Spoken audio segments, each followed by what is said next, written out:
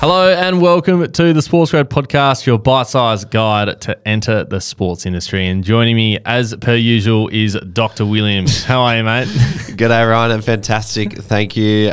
Please don't use that title. I think that's an insult to actual doctors.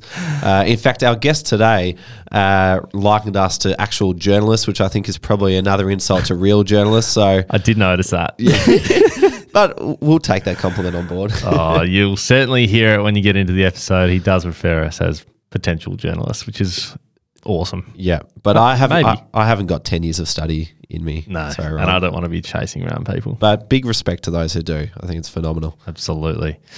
All right, Doc, let's get into it.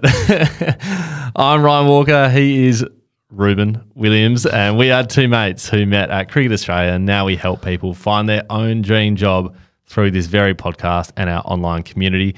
If you want to follow us, head over to LinkedIn, or even better, if you want to connect with us and hundreds of others working in sport, jump into the Sports Grad community. Yes, and a quick shout out to our Sports Grad community.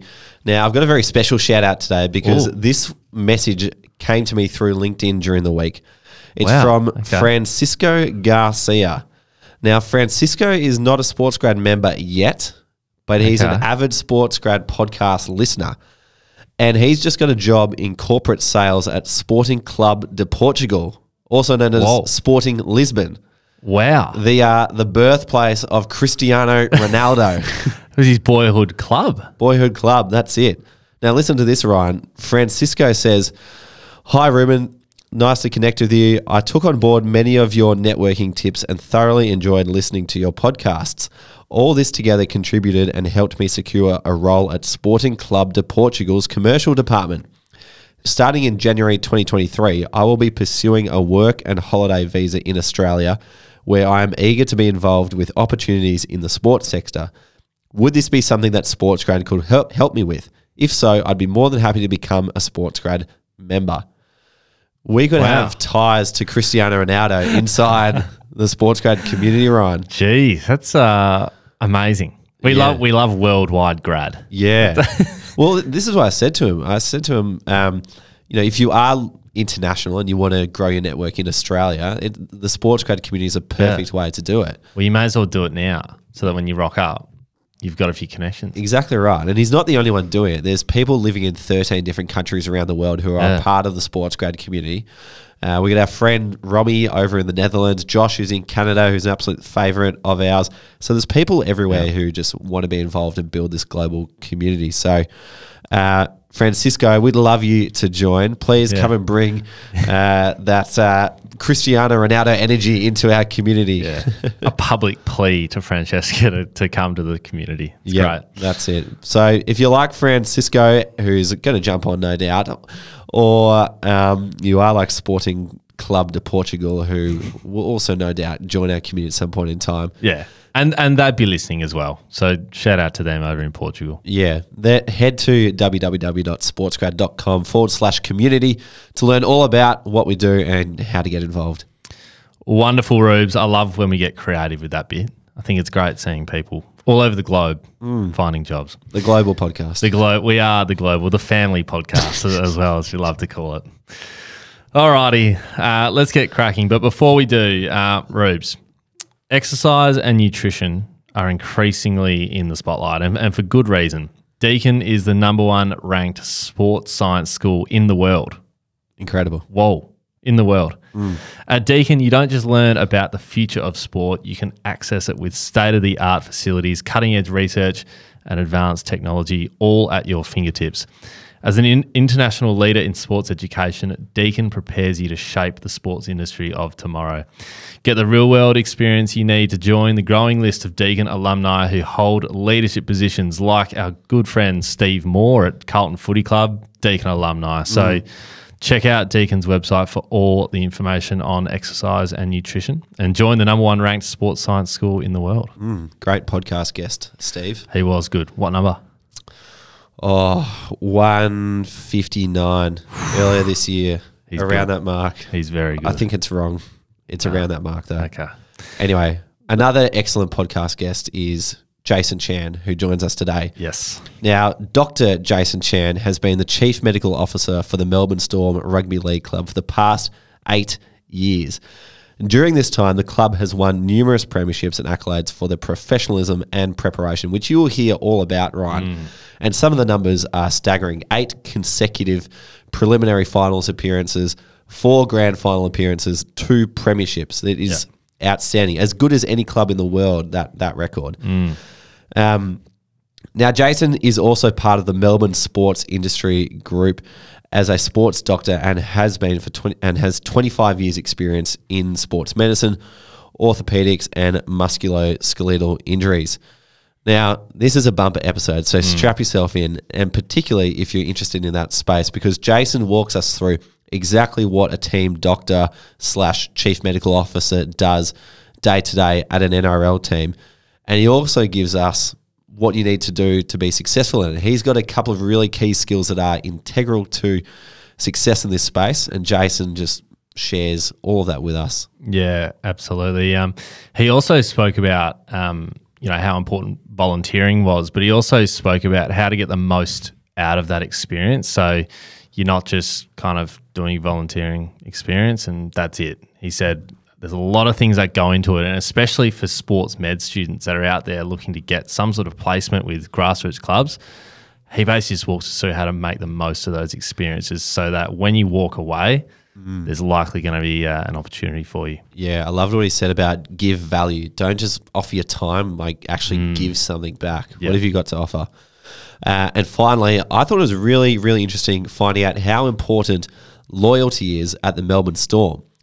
Jason mentioned there's only been 2 staff changes in the last 7 or 8 years. The rugby football department has been able to keep their core people together for a long, long time, which has just made them extremely successful. So I loved hearing him talk about loyalty and his views on why it's important and how you can foster that and how you can fit into that too. Like, it's incredibly hard to break into. So stick around for how you can show your loyalty too. Yeah, they're certainly dominating down at the Storm. It's an exciting time to be part of that organisation. Yep. Awesome, Rubes. Well, grab a pen, enjoy this chat with Dr. Jason Chan.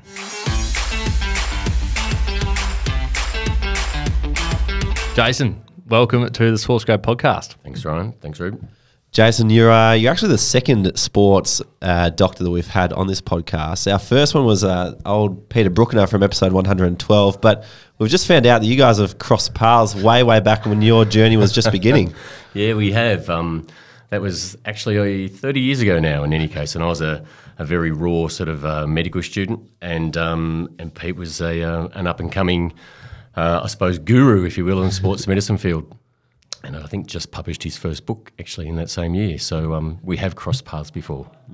He did mention to us on that episode that if you can do one thing, write a book. It's a pretty good thing to do. And then we found out that he's published about 200,000 copies of a textbook that gets used pretty widely. Correct. I've still got that first edition, in fact, actually, and I've actually got the subsequent editions that have sort of come through. But I probably should get back and get him to sign one. Yeah. It's worth a bit right now, actually. Absolutely. Well, didn't we do the maths? I thought we did the maths about. It was scary numbers. It was like 200,000 copies at least $100 a pop. $200 a pop, I reckon. I'm not sure. Textbooks. He's got to split them with another guy, though. It wasn't just him. Yeah. I think it's about 10% margin on publishing. So who knows how much he gets back. But he's probably bought half of them. That's okay. Yeah, exactly. He's a good man, Brookie. He'd be listening as well.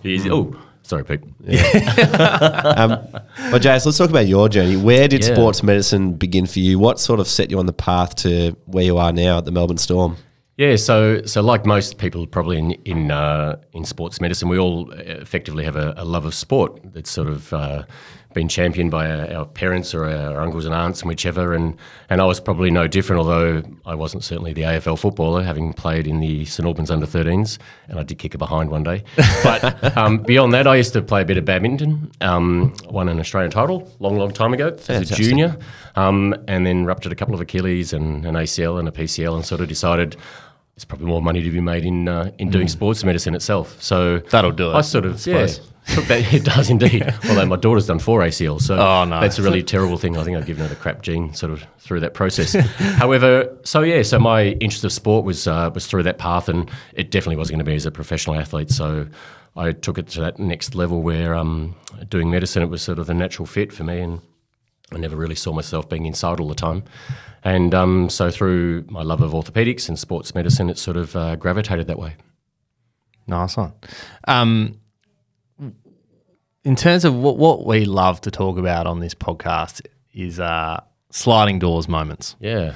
And I know you would have had a few in your career, but I'm just thinking, is there one particular that stands out that has sort of helped you on the journey to get to the Melbourne Storm? Yeah. But be a chief medical officer, which is a pretty big role. Yeah, listen, there definitely was sort of a sliding door moment. And for me, I was probably one of those people like probably many who are listening to this podcast where you question your belief in your skills or whether you can actually be where you others want to be. So never probably one who'd probably put myself up there at any point. And then I happened to be at the MCC Grand Final luncheon some 10 years ago now in any case, and there's three of us mates who invite a few friends along. And on this particular luncheon, the football manager for the Melbourne Storm was there, a guy called Frank Panisi. And I eventually met Frank because he was on the opposite side of the table for me. And about 3 hours later and about 12 beers later, we ended up meeting each other and having a bit of a chat. And I found out what he did and he found out what I did. And I didn't know at the time, but they were looking for a new doctor. And I had quite a lot of bravado during that sort of occasion. And he told me the guys that he was, or the players in particular, that they were getting surgeries for in the post-op season. And I had a reasonable amount of experience in that sort of area, and told him what I thought of said operations and said persons, and I won't go any further. And he said to me, he goes, listen, you seem to know a bit about perhaps what's happening around in Melbourne. And the doctor, to be fair, the doctor they'd had before that time was from England. So he wasn't a local doctor as such. And he said, listen, would you mind catching up for a drink in about in a week's time or a coffee? And I said, sure. And true to his word and to his credit, he gave me that call a week later. And rest is history. Essentially, the club took a punt on me in some respect. And here I am 8 years later. Fantastic. Still doing the same job. So let me go back to that MCC luncheon. Was that an invite, or did you have to buy a ticket? Who do you owe thanks to? Yeah. I owe thanks to a mate of mine, Grant Weir, who and there was three of us. There's three mates who've been together for a good 20 years or so, and for the past sort of 15 years or so, we've taken this table at the long room. It was on the day before the AFL grand final, and we invite 3 or 4 guests each, and this is how it came along. And his guest was Frank Panisi on that particular occasion. So I've got him to thank for probably, or more to commiserate with, whichever way you look at it, really. Fantastic. But yeah, that's how it happened. That's incredible. You're kind of building like your own little micro community by just introducing your friends to the people you know. That's worked out extremely well. I think that's probably how things work in sport, to be fair. It's not necessarily a matter of what you know. It's very, very much a matter of who you know, or where you can otherwise get that leg up one way or another. I'm interested to hear sort of pre the MCC lunch. Yep. What was that journey like? You obviously had to work your way up to where you were in that position to get that job. Yeah. What was that like? Was it a tough journey, or do you always sort of had this goal in mind to get there? Ryan, it's interesting because I always, for me, intuitively, I think you just practice the medicine that you want to practice anyway, and you attract the people who fit your skill set in many respects, rather than sometimes the other way around. I think like all things, if you're good at it, people will know about it, and people will come to you with that same sort of mindset. So I never thought that I'd become a sports doctor necessarily. It was sort of probably in its infancy, to be fair, when I first started. But it just sort of seemed to be a natural fit. And my first real sort of sporting job, if you otherwise will, was probably with the Williamstown Football Club. And that was probably life-changing for me in many respects, in terms of the fact that it gave me that validation that whatever I was doing was right, and that I could do it. And because it's always a big confidence issue when you walk into that sort of elite sport arena, if you want to call it, it's one of those things that's quite scary from the outside, but when you're inside, you just realise they're just like me and you, trying to do the best that they can. And so when I first started, that was probably the big sort of the big break that I sort of really got. And from there, it just changed my mindset completely. And looking after your own team is really quite an important thing. That Williamstown job, did you have to apply for that, or was that another? No, I was sought out by. They were desperate for a doctor. It made me feel really good, to be fair. But they were desperate for someone, and someone heard from someone that someone thought that they knew someone who might be a doctor. So that someone rang me, and I was someone. And I feel. Were you a doctor? I was. Funnily enough, I was actually, and funnily enough, I was actually a doctor in a community health centre. So the journey, you can appreciate, was not necessarily one where you have to go through certain ranks. It's just an opportunity, and I think that's probably the key. And I think if I look back, I think if I'd not been, if I'd listened to my head, I wouldn't have taken the job because I was shitting myself. I'm sure you can say that there. But I was really not so much scared, but really unsure of my own abilities in whichever. But I think like most people who otherwise graduate or go into any field, you can have every bit of information or you can have every degree behind you and know so much about it. But at the end of the day, it's an art, and what you practice is an art. Just like you guys, you might want to do journalism or whatever and things like that. But at the end of the day, unless you can speak in front of a microphone, it's not going to work for you. Any different than for us, we can be really good at knowing, the 15 courses of hemolytic anemia or something like that. However, unless I can actually talk to someone and relate, and there's no bigger area to relate upon in terms of as opposed to a sport, then whatever I have is not going to be, to be used in any sort of way. So that's probably one of the biggest things I sort of found, that just take a chance on yourself and back yourself at the end of the day. Yeah. I haven't been as exposed to pathways in sports medicine as I have those for physiotherapists. Yeah. But I have noticed that a lot of physios will start out at a grassroots club, do their traineeship there to get experience and then go up. Is it similar for doctors? And I guess is there as much attraction to go into sports medicine? Yeah, there certainly is. I think in sports medicine, there's not a large amount of sports doctors per se. If you consider the fact that we have the number of sports that are around, and every level has an elite level, we've probably got maybe 250, and I'm guessing at that level, sports physicians as such, and then you've got another tier down of sports GPs who might sort of be there, and then maybe again another, maybe a couple of hundred of those. So if you think about the fact there might be, say, 400 potential specialists in that area throughout the country we're talking about. There's more than 450 sides here, all looking for 2 or 3 doctors sometimes. And so to get to that elite level is probably a more difficult thing, especially the profile ones, and most people want to go to the AFL and the like and NRL. But to go to that tier down from there, there's always opportunity open, just like, and so for that physio situation where you can take local communities and they're dying for people to otherwise help them, you can walk into a team essentially. At the doctor level, it's probably the same level. It's probably just that one tier above. That's all. If you were a student today approaching a club offering your services as a doctor, how would you approach them? Yeah, I think that's the big thing, and I think many of us will be very varied in terms of how we think that should probably happen. It's probably been, I suppose, what's the word? It's our own experiences will tell you whether it's worked for us or not, and that may be personality-based too. But I think the volunteer part is one element, but I think most clubs will otherwise see the fact that it's not enough anymore just to volunteer. I think you need to give them something, because I can find 10 doctors or 10 medical students who are prepared to otherwise shadow me and just keep taking from me, but I need something the other way. And I think that's the key. It's one thing to volunteer or to say I'm volunteering, but understand that when you volunteer, it's not a matter of someone getting your services for free. You need to give them something. You almost need to employ them rather than they employ you.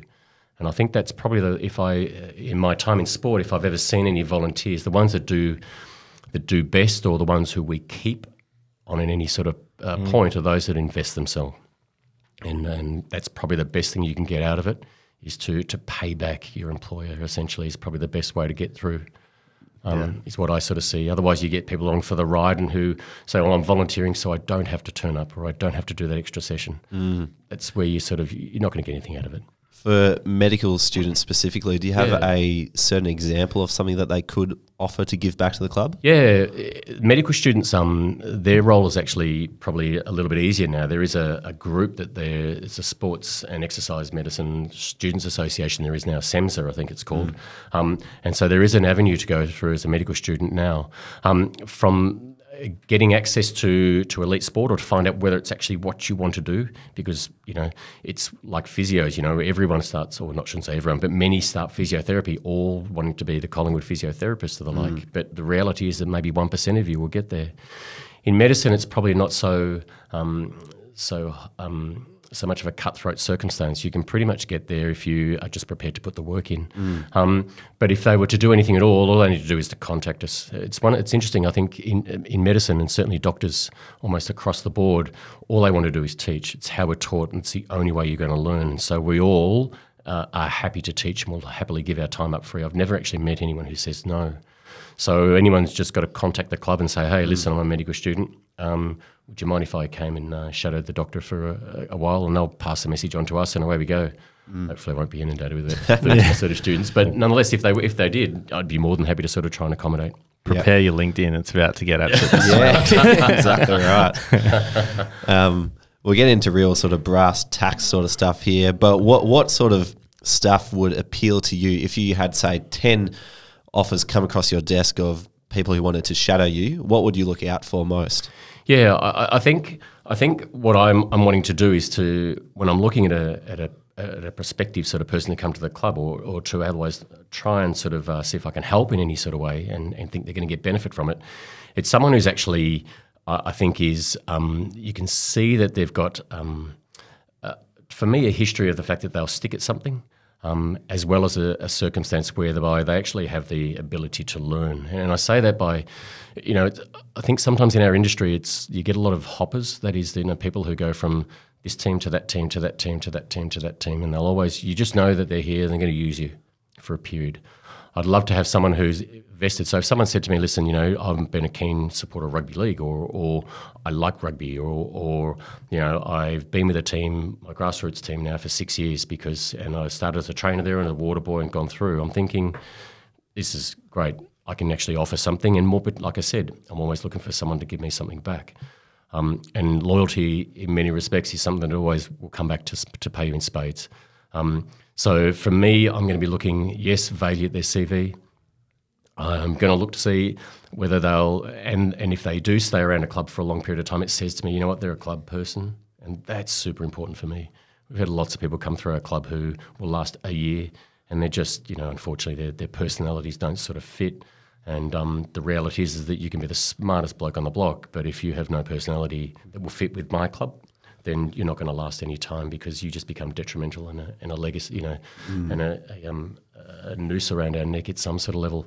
So I'm looking for someone who shows a bit of loyalty to an area, shows that they can stick at something.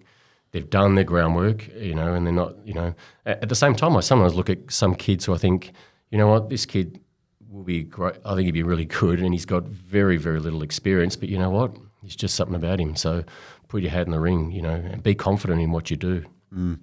I love hearing that. That's a new take on, what do we look out for in candidates, that loyalty piece, and can they stick at something too? Because, which sounds really important from what I've heard from people who do work in clubs, that there's a huge cultural piece that you've got to really fit into.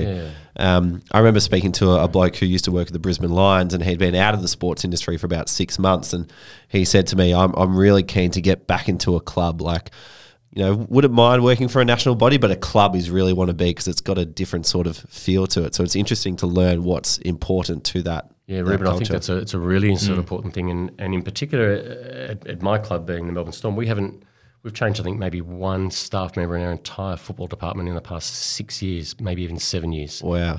It's almost unheard of, and that's almost a loyalty to each other, and it's almost like and you'll find that perhaps in that elite sort of sport environment, that the good teams, they just stick fat. Yeah. And it's the teams that have the internal turmoil where potentially they're looking out for themselves, and they start looking at, looking after their own backyard, and they always look for scapegoats at some level too. It would appear from the outside, and please, I'm not sort of casting any aspersions at any clubs, but it's no surprise that often the really good clubs have a really good stable sort of employer base. And just to kind of paint the picture, what sort of success has that led to? I've been at the Melbourne Storm now for 8 years. I've been in 8 preliminary finals. I've also been in 8 preliminaries. 8 in a row. Yep. Wow. I've also been in 4 grand finals and had the fortune of winning 2. I've won 1, and I say I because as a club, that's what we do. You know, we accept it's a one in, all in. You know, when we fail, we all fail essentially. Won 1 outside of COVID where there were fans everywhere, and I've also been involved in a grand final winning team where there was not one person in the crowd essentially and no one coming to the rooms essentially. So it was a really weird sort of type feeling to be fair. But so we're a really sort of stable sort of group, and with that has come success. And so I never book holidays in September. No. And you know what? That's going to bite me in the bum. I just know. Yeah. And I shouldn't have said that, but nonetheless. Where are you sitting currently? 3rd. Wow. The prelim. You can't break that record. Probably can't. Yeah, can't do that at this point in time. But you know, it's. I've been fortunate, and you know, I've been fortunate enough to be surrounded by a club and players of an ilk and coaching staff who are the envy of many in essence. And you know, no matter what sport you look at, I think it's almost a record that's can almost not be matched in this country. And certainly in my 8 years, we've had a win success rate of some in the order of about 74-76%, which is just mind blowing when you consider that's finals and everything included. And we have significant burden. You know, we travel quite a lot, and we're in one of the coldest places on earth. But we do pretty well, and we are a sort of a very close knit sort of club. And maybe the isolation probably does help that. Yeah, phenomenal. So tell us a bit about your role at its most basic level. Because I would imagine it's very different to just being a regular GP or just in regular medicine. It is in a sense. And I think you need to distinguish between what is ultimately sports medicine and what is team medicine. When you're doing sports medicine, you're dealing in musculoskeletal sort of type and physiological sort of type issues. And team medicine becomes a next level. You deal with the sports medicine element, if you will, or the musculoskeletal element, but then you deal with the coughs and colds and the mental health issues. And then some teams as well will extend that further to dealing with families and staff at the same time. So obviously it's highlighted probably by what happened over the last couple of years. There's this thing called COVID. I'm not sure if you've heard about it. But no, what's that? Yeah, I know. There's a little virus that's sort of going around, and it's sort of highlighted many things that, within the team environment, the fact that you're not just looking after someone, who's got a sore shoulder in essence in this anymore. You're dealing with the whole person and the whole of club, and that says that role of a club medical officer, it's a little bit different to a circumstance where you may be a doctor to a particular individual. So you're looking. So our club's a little bit different, or an interstate club is a little bit different. I'll call ourselves an interstate because the NRL is based primarily out of New South Wales. But we have a lot of displaced peoples. They don't have the supports that other AFL sides or other local sides may otherwise sort of have. And AFL certainly has a draft where they do have a lot of interstate boys as well. But they tend to have a few more local sort of homegrown people. I think within our squad we may well have 2 that are homegrown. All the others, if you will, live elsewhere or have their supports elsewhere. So you become both confidant, you become their GP ultimately to them, their families and spouses, which we take upon ourselves, as well as a circumstance whereby you also help address their pathological issues with their sports medicine element, accepting the fact that we have a series of physiotherapists and strength and conditioning people who look after most of their injuries, which can be managed day to day. But we sort of, we do those things for the players. And above and beyond that, there are obviously things that we otherwise have to worry about now in terms of governance issues and the like. Unfortunately, that sort of came to prominence in 2012 when Essendon and Cronulla were sort of caught up in the drugs scandal. And no more was governance become more of an issue than from that time. So I would suggest that probably 40% of my time may well be through governance or administrative sort of things and meetings. Probably another 40% may well be the sports medicine element, and another 20% is probably general practice and tying up with families and friends and significant people at the club. Wow, that's much bigger than I anticipated. Yeah, so much bigger than I thought it was. I think you were. I thought you would literally just be dealing with players and injuries and you almost just manage that whole process. Completely. The whole ecosystem, Yeah. their families too. Like, is there anything that can prepare you for going from just being a doctor to now managing the entire Melbourne Storm community? No, time is the answer. You know, it's hard to imagine or hard to think that you could, you know, maybe come out of university and within a couple of years you sort of want to be a doctor of a team. You know, you don't even know how to, you know, to wipe your own mouth half the time when you come out of university in that sort of way. And most of what we do, it's funny, I say to new graduates or medical students, say, listen, you know, while you're at university, you'll learn medicine. You begin to be a doctor the day you graduated. And it really is very much an art. And we make much of our learnings are by our experiences and our mistakes particularly. And don't be afraid to make mistakes because they will happen. Just don't be afraid to admit to them. And it's that experience, I suppose, or that both life experience and working experience, which is what clubs are otherwise after. So exposure is the one thing that you're otherwise going to get. And don't ever forget that, you know, along the way you can sort of take that path to get to where you want to be, but you've got to fill in the gaps underneath. You know, you have to experience life. You have to have failed in some sort of way. You have to have been the trainer or have strapped someone or done all those other things that you think I don't need to do to get to where I need to get, but you do in life because they just round you out in that circumstance, and it shows when it matters. I learned something quite interesting at our Brisbane meetup networking event last Thursday. Yeah. And one of the guys up there had recently done a study on NRL players. I think it might have been Maori NRL players and why they go to certain clubs. And it looked at all the different forces at play. Money was a big one, but it found that these players are going to certain clubs primarily for family reasons. They're getting thrown massive amounts of money at other clubs, but family ties and familiarity and connection to community was number one. Does that sort of do those impacts come into play when you're thinking about the overall health of the Melbourne Storm, their families and the players? Oh, without a shadow of a doubt. I mean, we have, for looking after people of any Indigenous sort of origins, be that from our Maori communities or even for that matter our Indigenous Aboriginal communities too, is a very, very different sort of scenario. If we try and treat them, if you will, or think that they're going to be thinking the same way that that everyone who's brought up in a simple sort of white Anglo-Saxon sort of background, we're going to fail them abysmally. And that's why it's a really difficult thing to sort of have a black box approach to how you deal with welfare and how you deal with mindfulness and all of those things, which tend to be sort of one of the catch cries things that happen in sort of in elite sport right now. So it's a really interesting thing, and we at the Storm have really come across some significant issues along our way, but we've certainly learnt through that whole sort of process. And to the point, actually, in fact, we've had some of the AFL clubs. I've had AFL clubs contact me about how we deal with our Indigenous populations, just because there's less of a penetration of Indigenous persons through those type of clubs than with ours.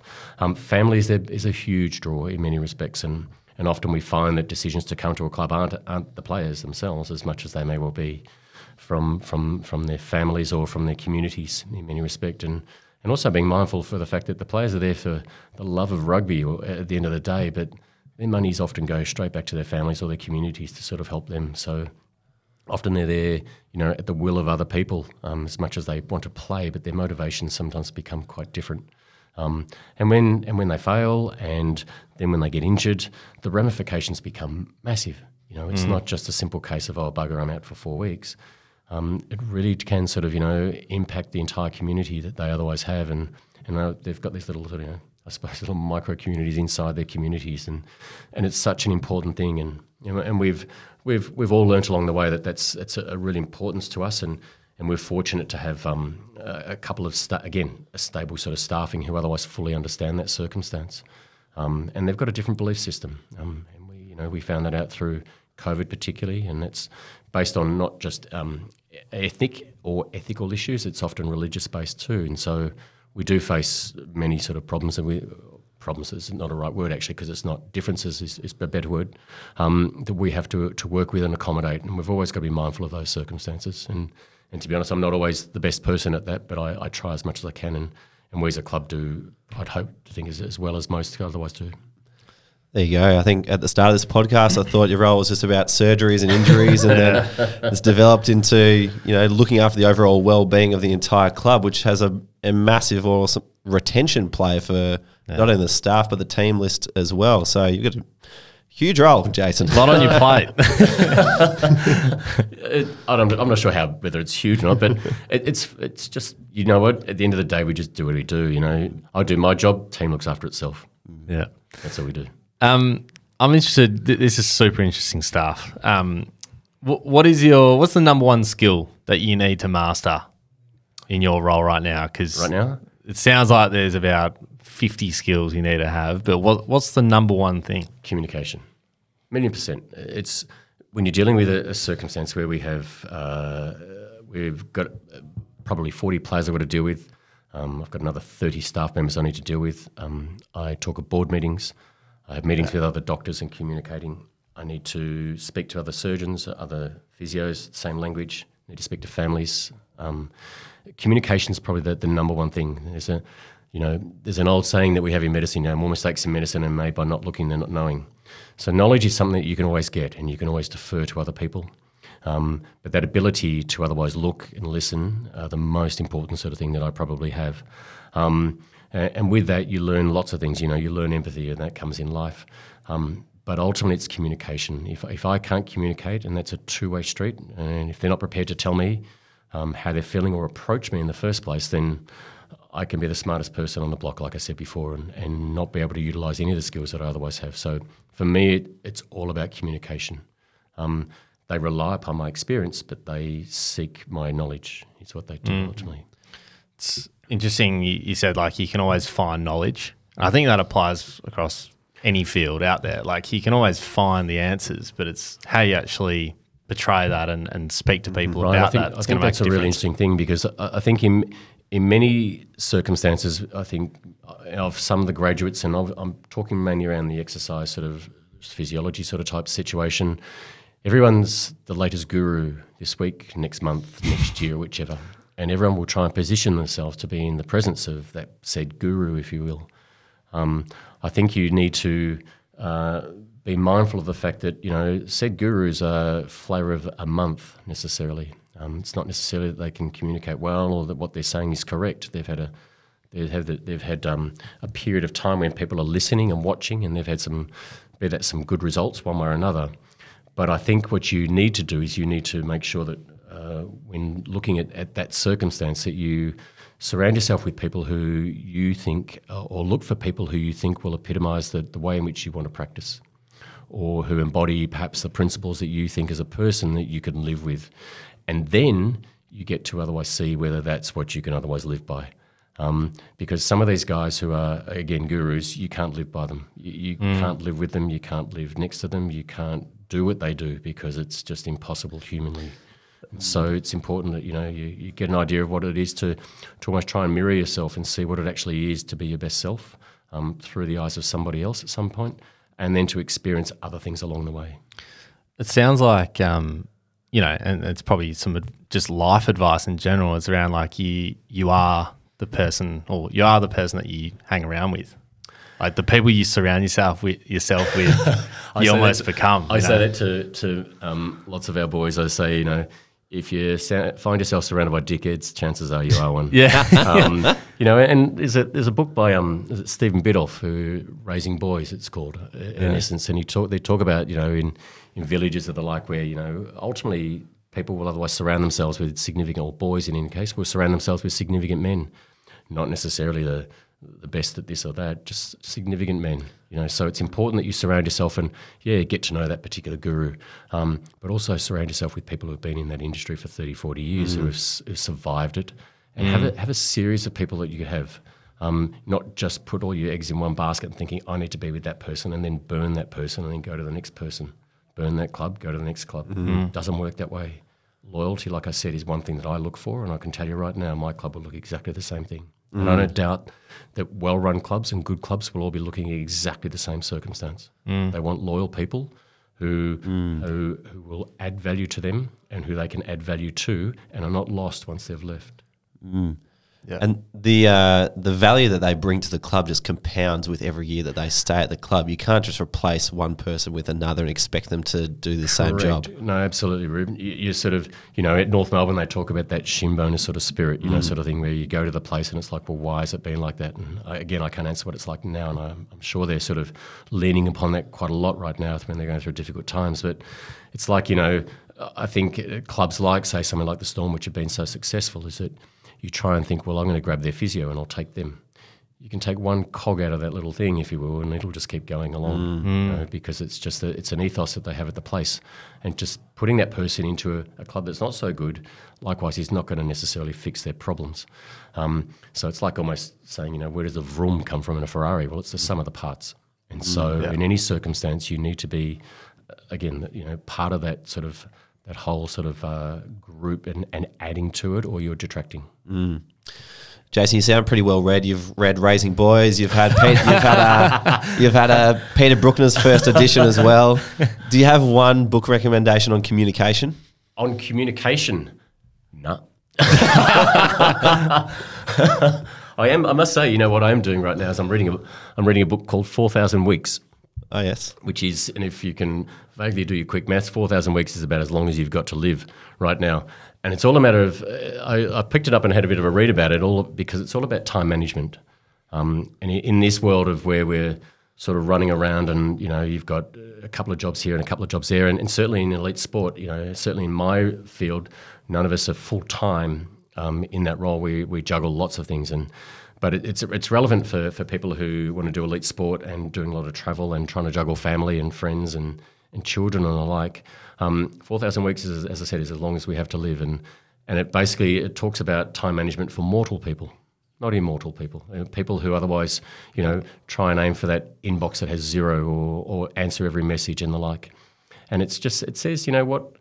We're going to fail. Just accept the fact that you're going to fail, because once you accept that, then you can start moving on and you can actually deal with problems rather than always being anxious about what's otherwise happening. And it's probably true in everything that we otherwise do. I'll tell you how it ends. I haven't found out yet. But it's just interesting. And I did get that more because, even at my age, and I'm over 50 now and been in medicine now for 30 years, I still find it really hard to manage my time. And it's difficult because you're always trying to please in many respects. And what you tend to find is that sometimes the fact that you end up pleasing nobody. So always looking for that circumstance of ways of otherwise trying to manage my time and my life better and getting that work-life balance better. But I'm probably coming to that terms, an idea of thinking, I'm probably going to fail. And once I know that and accept that, okay, then I can enjoy today again. And that's what you need to do. And in sport, we do that. We just enjoy the day. It's funny, about a month ago, I sat there after a particular game and I was having a chat with Frank, and I said to Frank, remember this 8 years ago we started out? I remember how it started. He goes, yeah. He goes, you know what? I said, I'm just remembering this moment now, and I'm just going to enjoy this. And he goes, what are you talking about? And I said, you know what? This is going to end one day. And all too often we sort of think about process all the time and thinking, what are we going to be next week? Are we going to make finals, doing whatever? And I said, I'm just going to start thinking about and enjoying the win now and just enjoying being around these boys and what it is now. And you go, shit, Doc, it sounds like you're going to leave. And I said, not just yet, but... And I think that's what it comes down to. You just need to be able to understand and in sport, like anywhere, you sort of just need to look and just think, this is a privileged position that you're otherwise in, that you can otherwise sort of be in. It won't last forever, and that's okay. And if you do go down that path of trying to get into elite sport and you do get in, or you get into the VAFA, or you get into whatever level you can get at, don't forget to enjoy it along the way. Because you know what? The VAFA may be your grand final. Not that that's a bad thing. Or, going to the local, Willie Juniors or something like that may be your grand final. And for lots of people, mums and dads who perhaps start as a trainer or whatever, that's their grand final.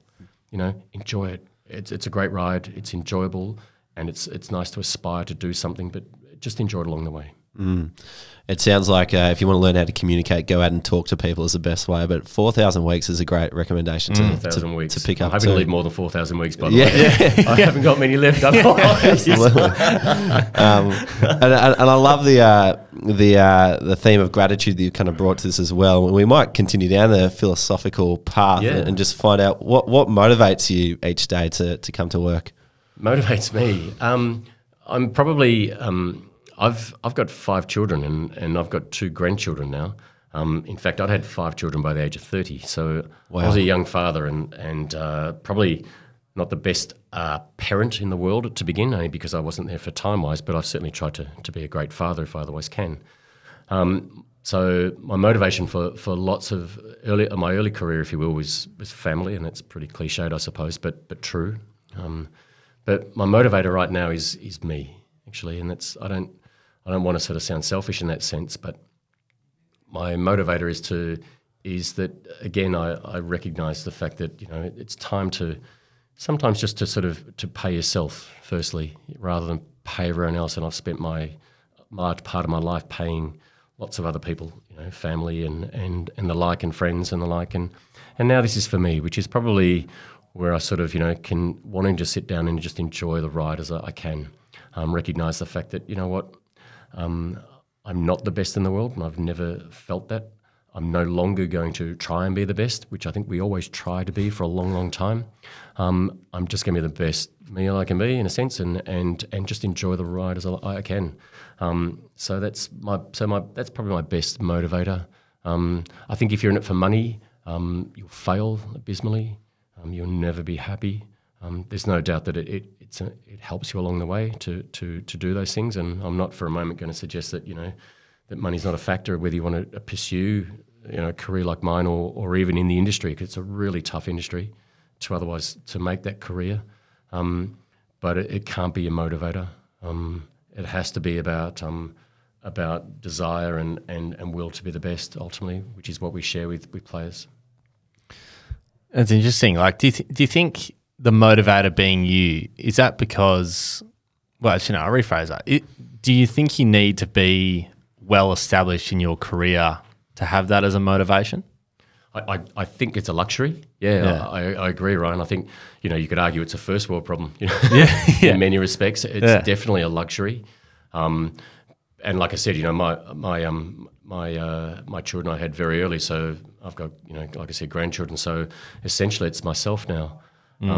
So we're perhaps in the generation which has followed me, in essence, they're all about paying themselves initially. They'll take gap years and do things that to self-interest themselves. They were all doing that. I was doing nappies and stuff like that, and not able to sort of be gratuitous towards myself in that sense.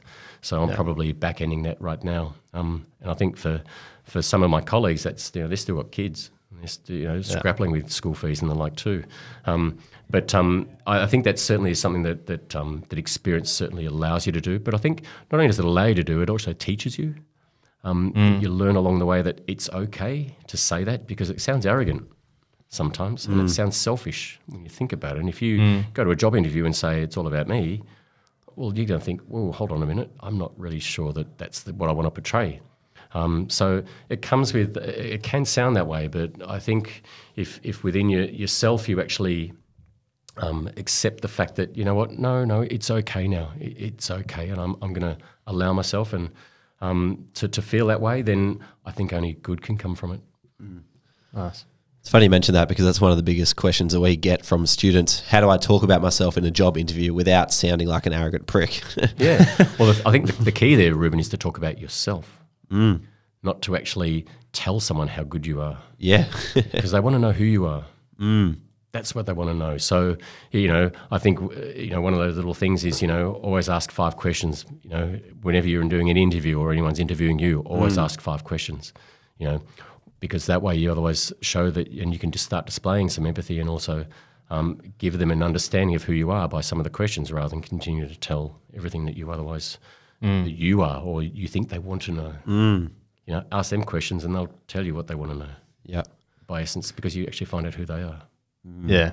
I also think the questions that you ask in an interview is where they'll find out the most about you as well, because often you ask a question, they'll say what they think, and you almost need to respond to what they say.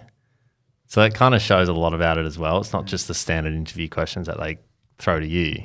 It shows what you're thinking at the same time. Absolutely, absolutely. And I think if you find in any interview process, if it starts extending beyond which school are you at, what degrees have you done, what teams have you done, and you start talking about your nana and your auntie and your uncle, you're doing really well.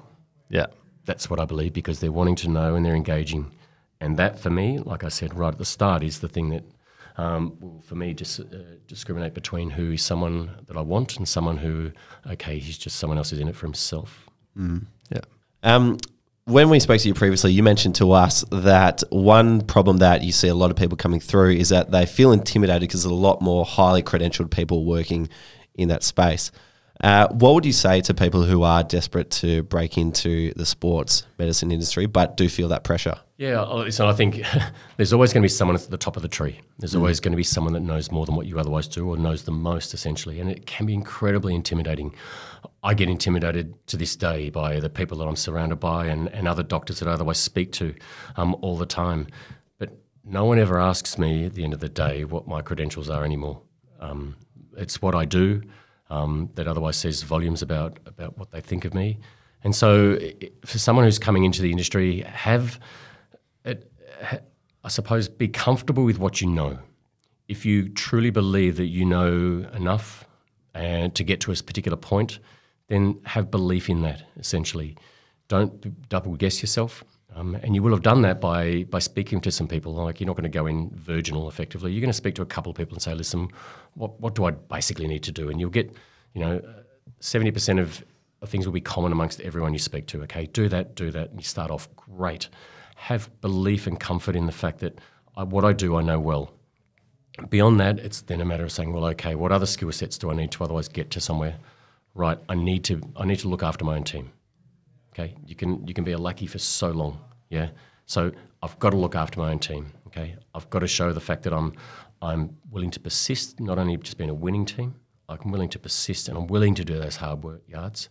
And the background of that, you're going to learn along the way. But I reckon, since I graduated, 95% of what I've learned has been in life and in osmosis, and only 5% on any course I've otherwise ever done. Mm-hmm. Okay, so take yourself in that situation and just be good to yourself and believe in yourself. Because if you can't believe in yourself, I certainly am not under any circumstance. So believe in yourself, believe in your abilities, and just put your best foot forward, and don't take a knockback as anything negative, apart from the fact that, you know what, there was someone who's probably better credentialed. And you know what, I'm just going to show them that they chose the wrong person, and that's okay. And follow up, don't be afraid. Because so many times that, we see people who have, we might get 30 people applying for a position in some way, and only one or two candidates might otherwise get through to that situation, and the other 28 will just forget us. Occasionally we get one who sort of says, listen, thank you for going through the interview process, I just wanted to follow up, and if you do get anything, and they'll just follow up again every 3 months or so, or come and go to a training session and say, listen, hi. Geez, it shows persistence, if nothing more, essentially, and a desire, and it's a great trait to otherwise sort of have, because that's what we're all trying to do.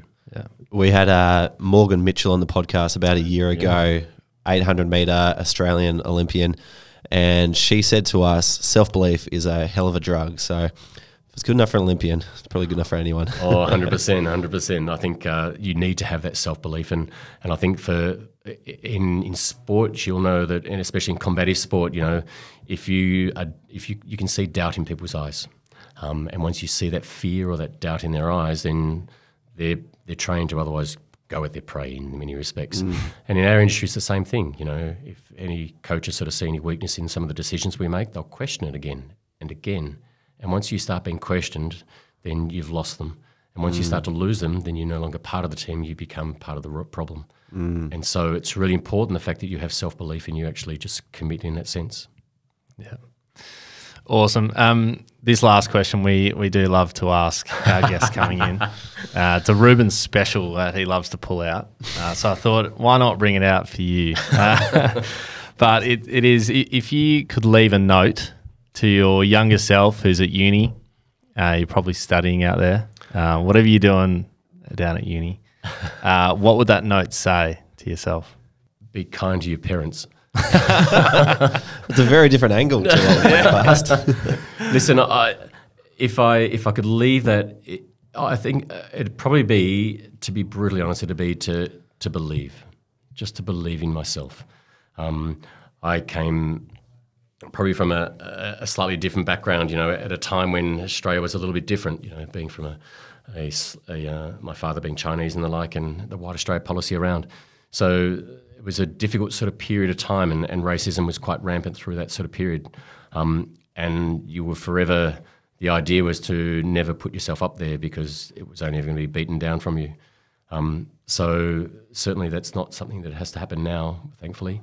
But for me, it was, if I could say to my younger self and truly have that feeling, was to say, just believe in yourself. I probably would have gone further quicker, maybe. I may have done things differently. I'm happy with who I am right now, but it would just be to believe in yourself. Because if, again, I've said it before, if you don't believe in yourself, then no one else will or can. So that's the note I would leave to myself. And maybe not have children so early. Hence, be kind to the parents. 5 at 30. That is early. It's a full plate. Nah, awesome. Well, Jason, thank you for coming in. That's all right. I know it's not too far a ride for you down here to the studio in Cremorne, but it's just been awesome touching on your journey in sport, where it all came from, what you've been up to, and just all those little tangible skills that people can grab from this episode.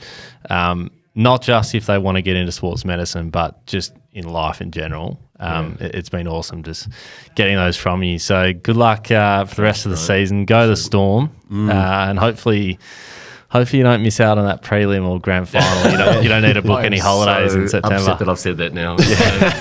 I know it's going to bite me in the bum. We actually have a good history of guests on the podcast who've won premierships. Oh.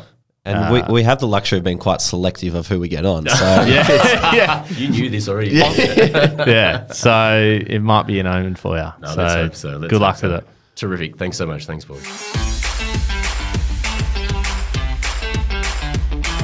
Alrighty, Rubes, that was a mammoth episode. Great to have Dr. Jason Chan in the studio. There is just so much to take away from that episode. Absolutely. I think one of the things that's really become aware to me is just how important cultural fit is to these clubs. You've got to be able to fit into their system. And not only that, you've got to be able to stay there for a while to have a long, sustained period of success. So for me, I'm thinking about how, for people listening, they should be thinking about taking cultural fit extremely seriously, taking loyalty extremely seriously, because the value of these individuals compounds every single year that they remain at the organisation. If you understand the place, if you know who to talk to, if you know the way things work, and you can make decisions quickly, that all takes the organisation forward quicker than someone who's fresh on the job. Yeah. So that value just is worth so much if you can keep a group of people for a long, long time. Hence the 8 straight preliminary finals, hence the 4 grand finals, and hence the 2 premierships in that time too. So take cultural fit seriously, take loyalty seriously. The success of the Melbourne Storm speaks volumes to that. Yeah, unbelievable success. And how's that run? 8 straight prelims. That's going to be hard to beat. Yeah, and probably going to keep going too. Yeah, absolutely.